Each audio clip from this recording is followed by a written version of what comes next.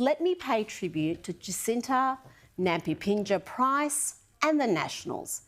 It seems they've blatantly learned something, the Nationals that is. Jacinta's always known the truth, yeah? But the Nationals have learned some lessons, not just from the federal election, the South Australian and WA elections, but also the Victorian election, which saw Dan Andrews win in a landslide.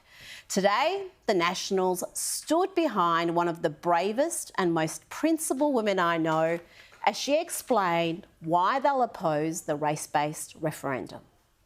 What it is on the ground that Indigenous Australians are looking for, and it is not more division in this country. We are part of a liberal, democratic Australia. And one of our fundamental principles is that we are all regarded as equal under the law. We are here to serve Australian citizens of all backgrounds, and it is not right to divide us along the lines of race, especially within our Australian founding document. Senator Price was also adamant that having a version of ATSIC enshrined in the Constitution would be a disaster. And what we've heard from those who are in support of the Voice is that they wish to see it formulated on the previous ATSIC model.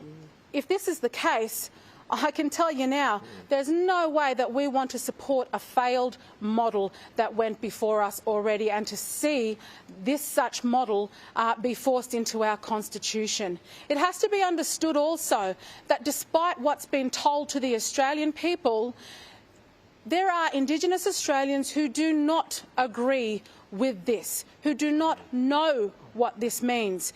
Minister Burney might be able to take a private jet out into a remote community dripping with Gucci and tell people in the dirt what's good for them, but they are in the dark, and they have been in the dark. And the very reason why I chose to fight to become a senator for the Northern Territory was to make sure that people like that were understood also.